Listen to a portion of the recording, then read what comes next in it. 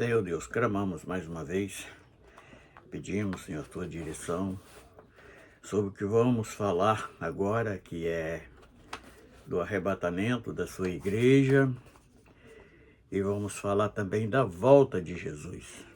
Que o Senhor possa, através da tua palavra, nos esclarecendo, nos dando toda a direção. Em nome do Senhor Jesus. Amém. Instante sublime lá no Calvário, em uma cruz de madeira foi pendurado, juntamente com Cristo. Lá está meus pecados, ele no meio, e dois ladrões ao seu lado. E Pilatos escreveu bem assim: ele é rei dos judeus, em hebraico, grego e latim. Esta mensagem da cruz também serve para mim, e por este motivo hoje tenho vida sem fim. E naquele momento, veja o que aconteceu. Até o brilho do sol desapareceu.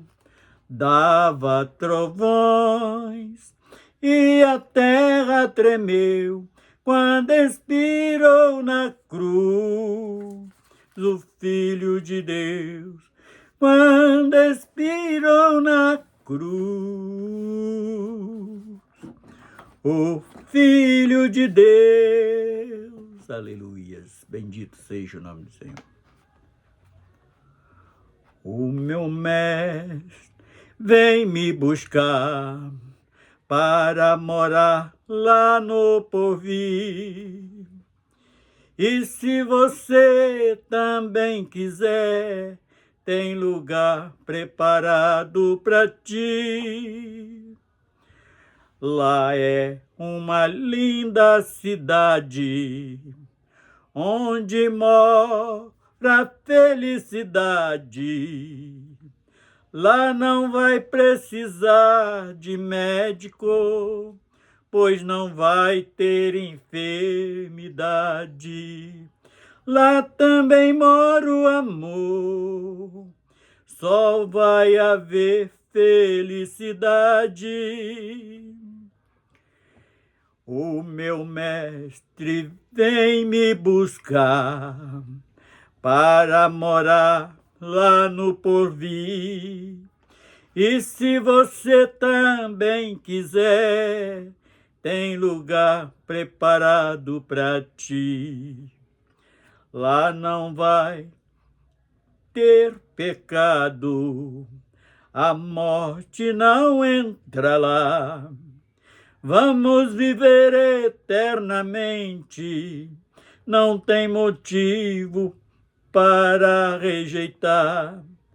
Só se você não ama a vida, para esta benção renegar. O meu mestre vem me buscar para morar lá no porvir. Se você também quiser, tem lugar preparado para ti.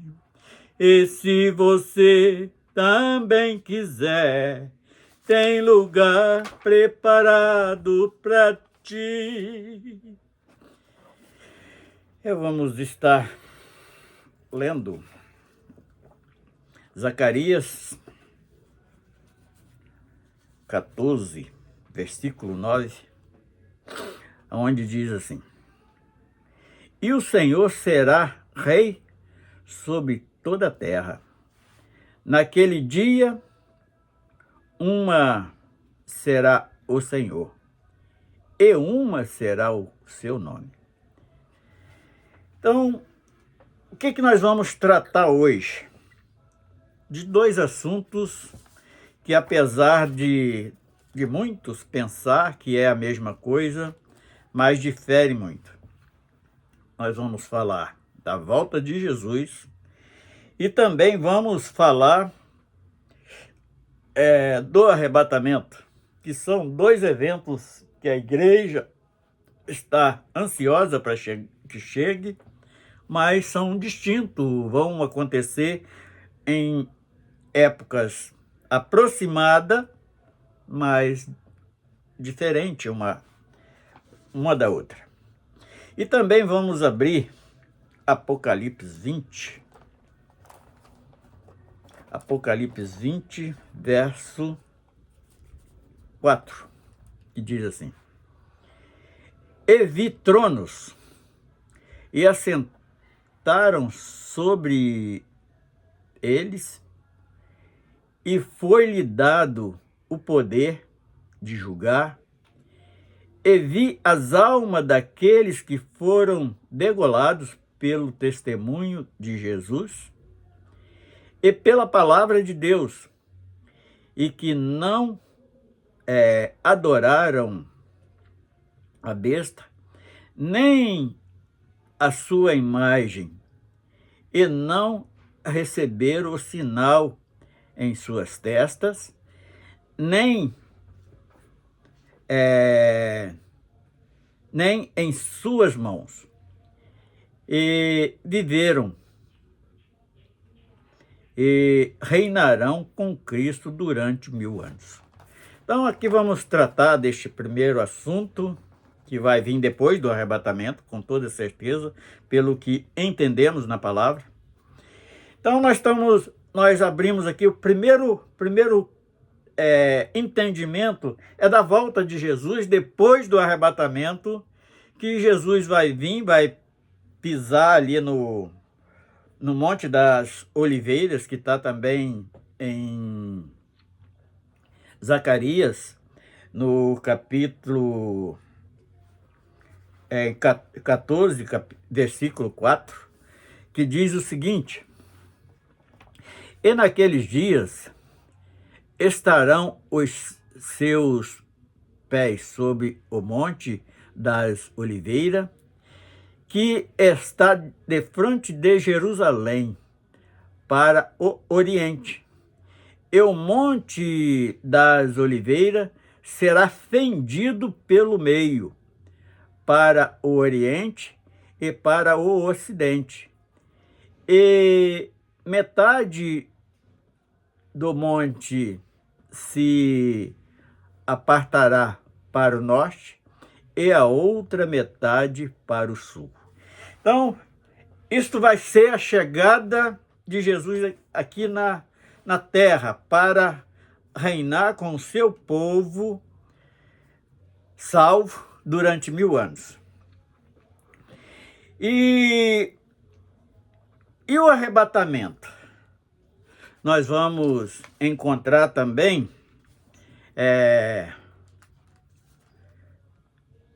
Mateus 12, 38 a 45, que Jesus dá o exemplo do profeta Jonas, que quando ele anuncia que iria morrer, que quando pediram...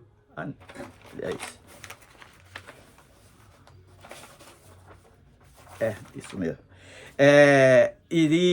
Que sinal que ele daria? Ele falou que passaria 3 dias no seio da terra, assim como Jonas passou 3 dias no ventre da baleia. E por que nós estamos dando esta referência? Porque ali termina tudo que ele veio fazer para fazer essa transição de governo para a salvação das nossas almas, que não seria pela lei, sim pela graça, e ele estava fazendo aquela transição, acabava com aqueles rituais que era simplesmente que mostrava que ele era o cordeiro que tiraria o pecado do mundo. Aquela matança de animal encerrou exatamente na morte de Jesus para fazer esta grande maravilha que é a redenção das nossas almas, a salvação das nossas almas. E também ele dá um exemplo sobre a rainha de Sabá, que veio conhecer Salomão, mas Mateus 24:15 fala exatamente dali todos os sinais do arrebatamento. Ele voltou para a sua glória, ali quando termina todo o sacrifício dele em benefício das nossas vidas, ele volta à sua glória, mas ele dá recomendação aos seus discípulos para permanecer em Jerusalém até que fosse revestido de poder. Mas no capítulo 24:15, até o versículo 28, ele deixa vários exemplos do arrebatamento. É tempo para o arrebatamento. Então ele deixa ali alguns sinais que nós conhecemos, então estamos tendo o privilégio de ver o acontecimento desses sinais proféticos que ele deixou, que são vários, inclusive até o período da igreja que está vivendo aqui, ele falou que muitas coisas aconteceriam, mas ele deixou os seus apóstolos para espalhar essa notícia de salvação. Deixou diretamente com a responsabilidade de trazer o evangelho até nossas vidas, que somos hoje gentios. Ele deixou essa incumbência ao apóstolo Paulo, e eu acredito que ele fez bem. Ele saiu pregando o evangelho em toda a terra habitável naquele tempo, e por intermédio das ações deste servo de Deus, o evangelho tem chegado até os nossos dias e tem nos esclarecido a respeito da salvação, inclusive acreditarmos no arrebatamento que estamos aguardando a qualquer momento. Então, primeiro é tempo para o arrebatamento. Aí no versículo 15, ele deixa outra informação muito importante que diz assim, sobre as abominações que viria, a desolação nos lugares santos, e deixou também a informação lá sobre as profecias de Daniel e a carta de Judas.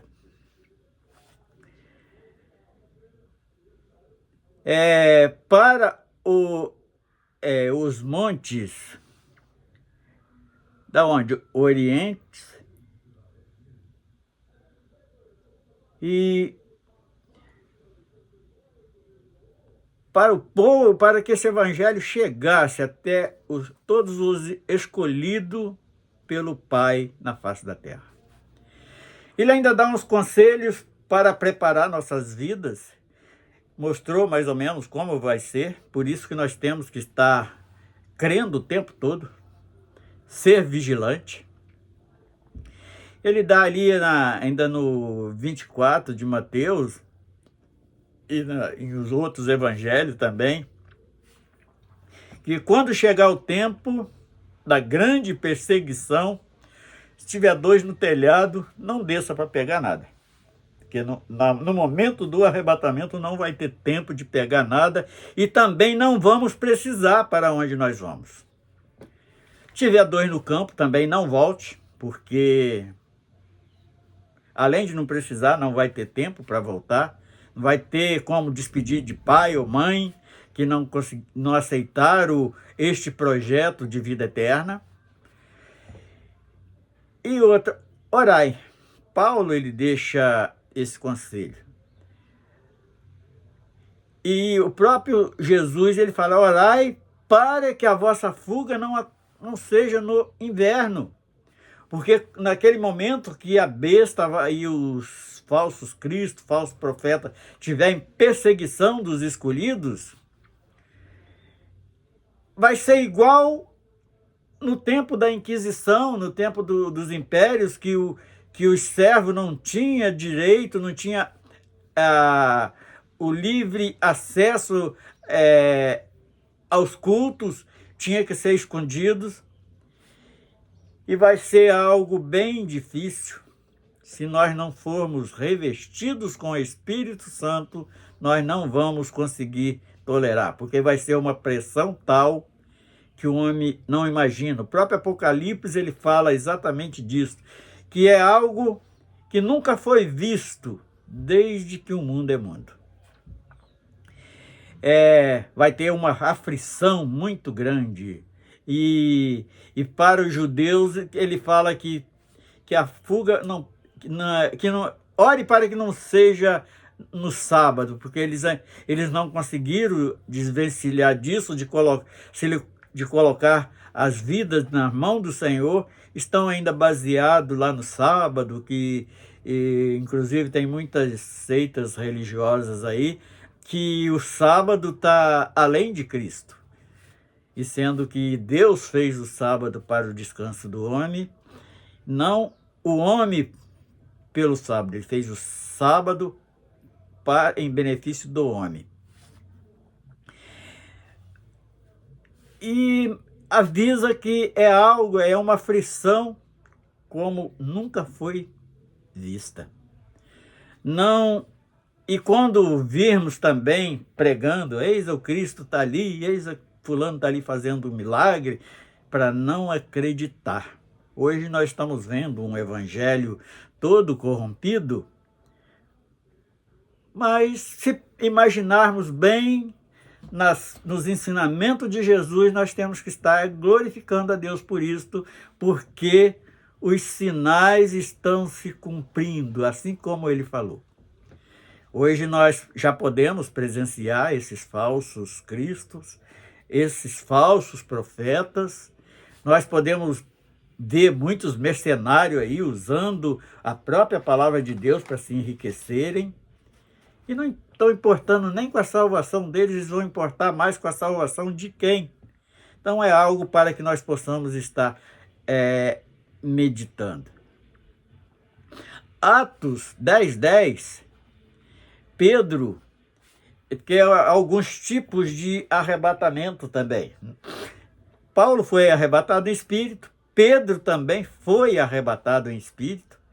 Ali quando o próprio Senhor envia ele para pregar na família de Cornélio, que era uma família italiana, aí em Atos 10:10 fala que ele foi arrebatado, um arrebatamento de espírito, de sentido, e ele foi levado ali à 9h da manhã, a hora que ele tinha tirado para orar, e Pedro naquele momento tem uma visão como se fosse um lençol amarrado pelas 4 pontas e cheio de animais imundos. E Pedro estava sentindo fome naquele momento, aí Jesus, o próprio Senhor, fala assim, olha, mata e come. Aí Pedro, por ser ali um judeu, aquilo estava ferindo a tradição dele, o costume deles, falou assim, Senhor, mas eu não como, nós não comemos animais imundos. Ele falou, aí o Senhor responde para ele que como ele pode chamar de imundo aquilo que Deus purificou. Aquela parábola, bem dizendo, o Senhor estava dando ele a entender que o evangelho precisava chegar até as nossas vidas, até os gentios. E ele tinha que levar este evangelho para um povo gentil, que era os italianos, que estavam ali, apesar de estar lá em Israel, mas era um povo italiano, era outra gente. Então ele pôde entender, e quando chega ali que prega para aquela família, eles aceitam a palavra, inclusive pedem batismo, e assim que foi se formando a igreja que somos hoje, através de tomar conhecimento desta palavra maravilhosa. Aí depois Paulo, ainda em 1 Tessalonicenses 4, 13, que fala exatamente da ressurreição, no versículo 23, e o versículo 13, 14, e 4:13 também traz informação sobre muitas coisas a respeito do arrebatamento e da ressurreição dos mortos que vão ressuscitar antes da igreja ser arrebatada. Todas estas informações o Senhor deixou através do seu Espírito, usando o apóstolo Paulo, para nos trazer estas informações. E também os mortos que ressuscitaria. Também no versículo 15 de 1 Tessalonicenses, relata exatamente os mortos ressuscitariam, que ressuscitarão primeiro. Aí vem o versículo 16, diz assim: porque o mesmo Senhor descerá do céu com alarido de arcanjos, com trombetas de Deus, e os que morreram em Cristo ressuscitarão primeiro. Isso vamos encontrar no versículo 16 do capítulo 4 de 1 Tessalonicenses,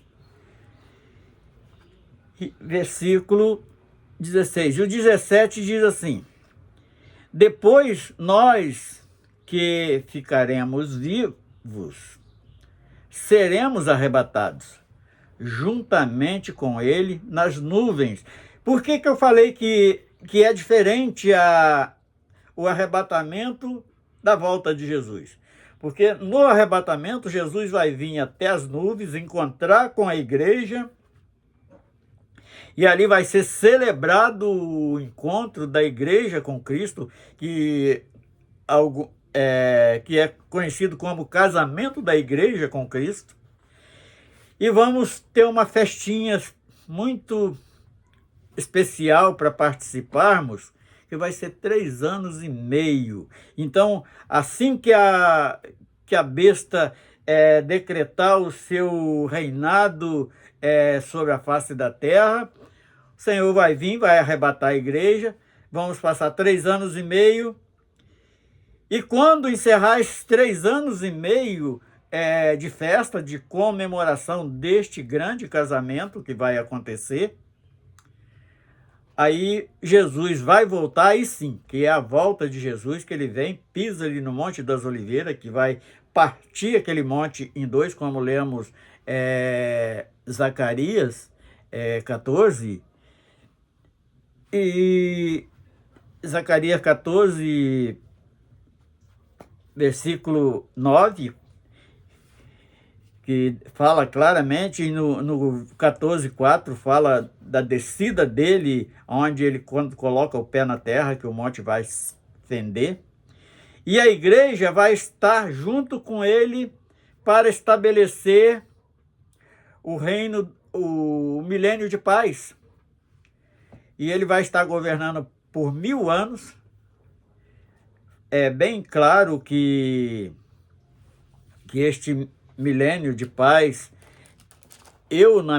no meu ponto de vista, eu não tenho assim afirmação, mas como afirmar isto biblicamente, mas eu imagino que seja esses 1000 anos para consertar tudo que o homem fez de errado nesse planeta, para consertar de novo esse planeta, para voltar a ser o paraíso que foi lá no início. E para encerrarmos esta pequena palestra acerca deste assunto, vamos estar meditando de novo no Apocalipse 20, versículo 4, que diz assim: e vi tronos, para provar que a igreja vai reinar com Cristo, e o povo santo vai reinar com Cristo. Está aqui, e vi tronos, e assentaram-se sobre eles, e foi-lhe dado o poder de julgar. E vi as almas daqueles que foram degolados pelo testemunho de Jesus e pela palavra de Deus, e que não adoraram a besta. Isso é muito importante para a gente meditarmos e pedir força, o revestimento do Espírito Santo, para que nós possamos ter força para resistir, que vai ser uma perseguição muito difícil. Não adoraram a besta, nem a sua imagem, e não receberam o sinal em suas testas, nem nas suas mãos. E vieram e reinaram com Cristo durante 1000 anos. Então aqui esclarece tudo, a confusão que muitos falam que, não, a igreja vai ser arrebatada na quarta trombeta, e isso está muito difícil de acreditarmos, porque nós sabemos que essa quarta trombeta já está tocando. Nós não escutamos nada tocando lá nas nuvens. Não, é sinais, é um símbolo das coisas que estão acontecendo hoje. Não sobre aqueles cavalos que vinham, que matava tantos por cento, o outro vinha e derramava uma taça sobre os rios, que os rios ficavam todos poluídos. Isso tudo nós já estamos. E agora, nesta quarta trombeta, o que nós estamos vendo? O clima já mudou. Por causa da grande poluição que o homem tem lançado na atmosfera, mudou. Nós não temos mais aquelas 4 estações do ano contada mais. Agora foi as 4 estações do ano, ficou reduzido em frente fria e calor. Não tem mais aquilo que conta, divide o ano em 4 meses, até nós sabemos as datas que entra cada estação, mas a atmosfera já não está obedecendo mais aquilo de tão alterado que está, tanta poluição e tantas coisas que têm sido feitas, os desmatamentos e tantas outras coisas. E isto é algo para quê? Para nós ficarmos com medo? Não, é para glorificar o Senhor, porque a palavra dele é fiel, é verdadeira. E isto nós temos que glorificar o Senhor a cada dia, porque é importante meditarmos nestas coisas, porque a partir destes sinais, nós vamos estar conscientes que Jesus está próximo a voltar. Ele não deve demorar. E o que nós temos que fazer? Orar, como Paulo recomendou, sem cessar, e vigiar em dobro ainda, vigiar até no momento que estiver dormindo,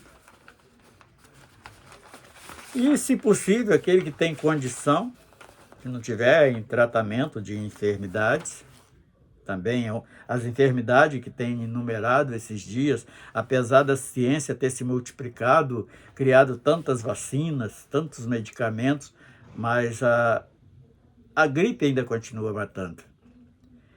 E isto é para afirmar que a palavra de Deus é fiel e é verdadeira.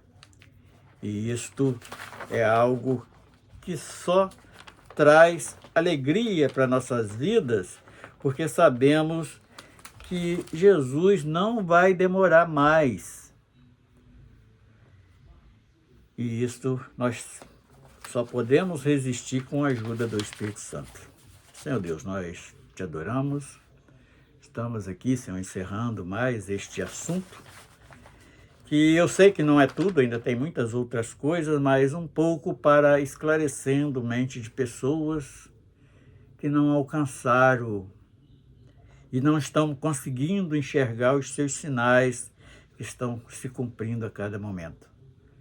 Glorifica, Senhor, o seu nome nas nossas vidas, no nome de Jesus. Amém.